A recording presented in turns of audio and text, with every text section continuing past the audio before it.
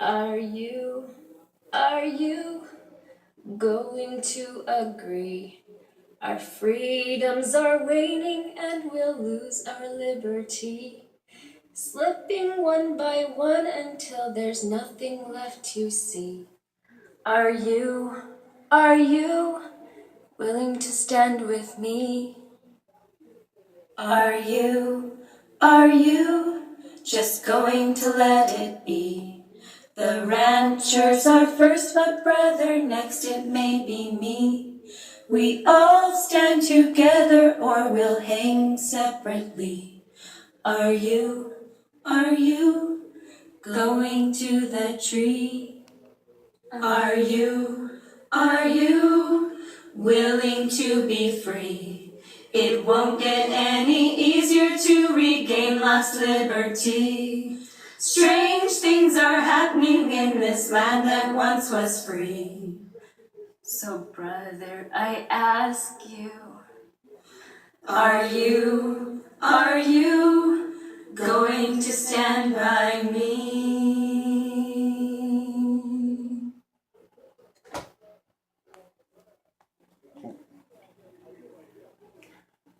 But, alright, back again.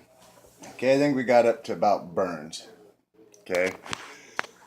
So we had decided we were going to Burns. I'm not a rancher. I do have some ranchers in my family, in my, I guess you'd say, ancestry. Some of my great-grandparents and my, they had ranches and stuff. Nothing to the size of what LaVoy and what Ammon and what the Bundys have. Nothing to that size. But they were, small-time ranchers. But I didn't grow up in that lifestyle. So, I mean, I wasn't there for the ranchers. I was there for an American. I was there for standing up for somebody's rights. It's always more powerful to stand up for somebody else than it is to stand up for yourself. Because of course you're going to stand up for yourself. But to see the injustice there and to educate myself even a little bit on it. Oh, and the thing that ties it all in together was Agenda 21. Agenda 21. Before, I couldn't see how all these things work together. They had to be individual problems. But when I started looking at Agenda 21 and I got investigating Agenda 21 a lot, I mean, on YouTube, on paperwork my friends have given me, different things that they show me that's in there that's just like, wow, and this is just black and white. This isn't a theory, guys. This is a conspiracy. And the Hammonds were at the center of that. That's part of their conspiracy, is to take away those people's rights and to take away our food supply. And so, although I'm not a rancher, although I don't really have any what you'd call skin in the game, I wanted to stand. I wanted to stand for somebody. I wanted to do something. I was so tied up in my problems, not understanding how to go through it, but I decided, you know what? We're going to go up there. So we went up there for the rally. As far as I knew, it was a protest. You walk down the street with your flags. You make your presence known. I wanted to be loud. That's why my truck was the way it was. I didn't want my face on the camera, but I wanted to be loud. I wanted to make it known that people were there to stand up and that I was one of those. Well, rally went forth. I had lots of good conversations. I think a lot of the people there thought I was a local, because I talked to a lot of locals, probably 20 locals while we were doing the protest. From one lady, I believe she was in the Navy, and she was like, I don't know, I don't want to offend her none, but I'd say in her 60s, probably 70s maybe. And she walked that protest, guys. There's a lady in one of the videos that you see that she's down by the truck. That lady walked the entire protest. And it was real snowy and I was slipping around on my boots, kind of being a little bit of a klutz. And that lady, she was actually trying to help me when I would fall and stuff. And I had to tell her to stop because I didn't want her to fall. It would be so much more damaging for her.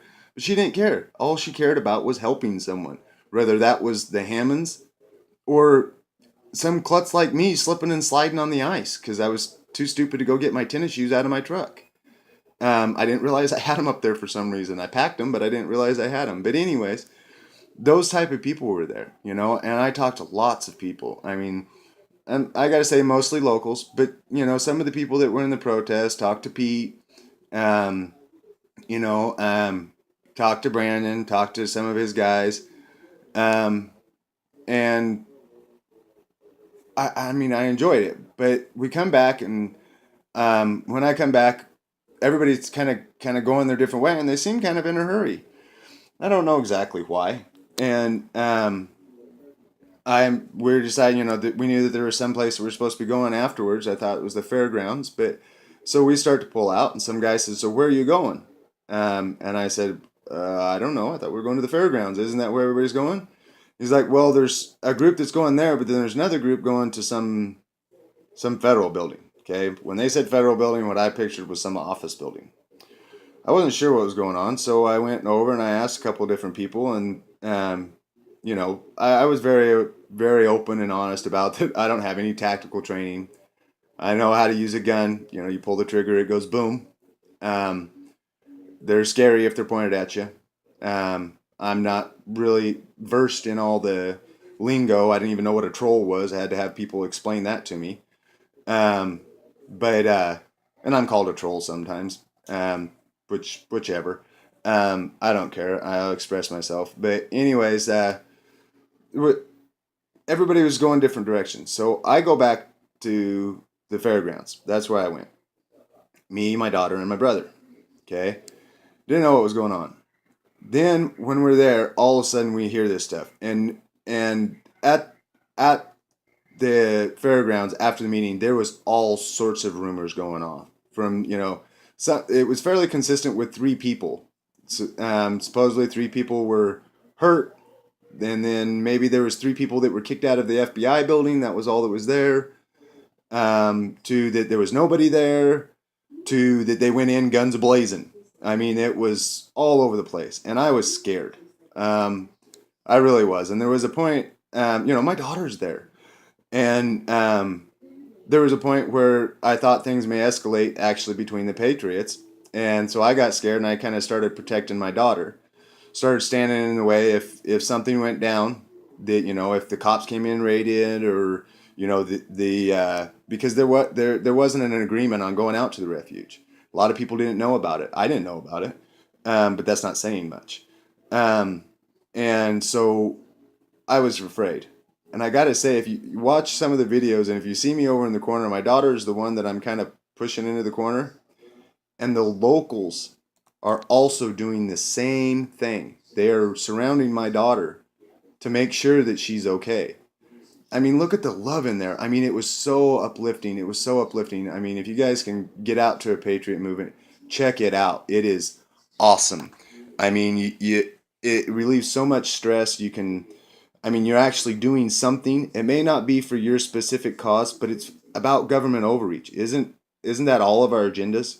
Government overreach, whether it's the Constitution, whether it's CPS, whether it's ranching, whether it's the Second Amendment, whether it's the Fourth Amendment, the First Amendment. We're all looking to get rid of government overreach. Pretty much, we're all trying to get back to the Constitution, to what our founding fathers want. And you could feel the love there. Even in all that turmoil, you could still feel it. And we talked to people, and after things calmed down, we talked to some people, and then I decided that I didn't know what was going on out there. I didn't come there for an offensive. I came there for a defensive. So I left. Me, my daughter, and my brother packed back up in my truck, and we headed back home.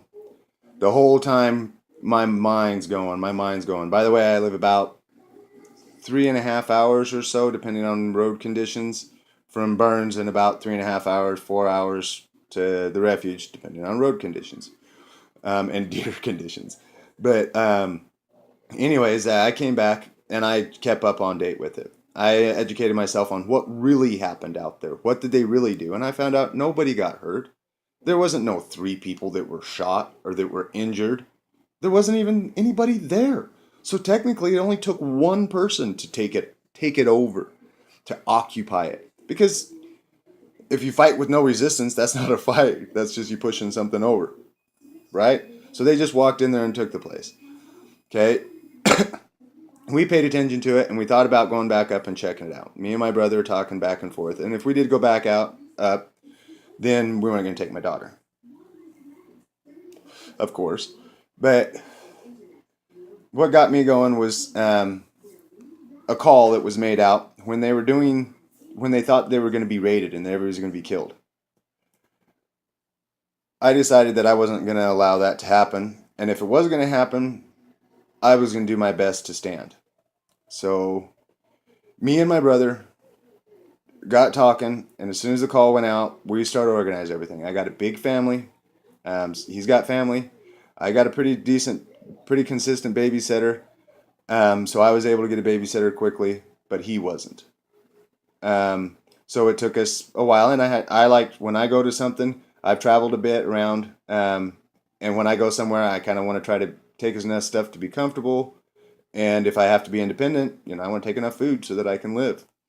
So we, at least for a couple weeks or so. So we cruised up there, and I better hurry this up. We're running out of time. But anyways, we go up there, and I stay outside the gate because I'm not sure the legalities of it. I don't want to mess up anything with getting custody of my sister's kids.